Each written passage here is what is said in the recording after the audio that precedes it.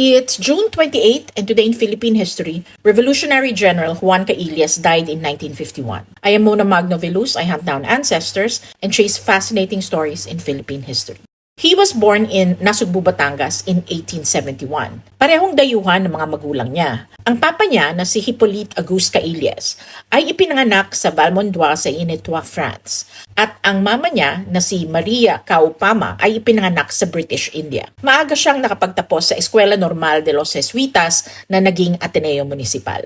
Noong 1895, naging primary school teacher si Caillas sa Rosario, Cavite. Tinawag siyang Maestro Caillas ng kanyang mga estudyante, isang titulong dala niya kahit sa digmaan. Noong 1896, sumiklab ang himagsikan. Caillas joined the Katipunan, organized his pupils' fathers into a fighting force, and rose quickly in rank after the deaths of senior officers. Isa siya sa mga lumagda sa Declaration of Independence of the Philippines on June 12, 1898. Sa Philippine-American War, itinalaga siyang military commander ng Laguna. Dito naganap ang kanyang pinakatanyag na tagumpay, ang Battle of Mabita noong September 17, 1900. Caillas outmaneuvered Colonel Benjamin Franklin Cheatham Jr.'s troops. Magnanimous in victory, Caillas allowed the enemy to recover their dead with dignity.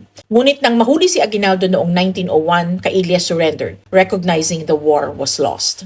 Pagkatapos ng digmaan, lumipat siya sa larangan ng pamahalaan. He served as governor of Laguna for multiple terms. Caillas died on June 28, 1951 at the age of 78. His remains now lie at the libingan ng mga bayani, a fitting place for a man who fought for freedom and later worked to stabilize the nation. His statue stands at the old Laguna Provincial Capitol Building in Santa Cruz, Laguna. Ang giting ay hindi lang pinapakita sa digmaan, kundi sa matino at mapayapang pamamahala, lalo na kung pinili mong maging lingkod bayan. O diba? Meow meow.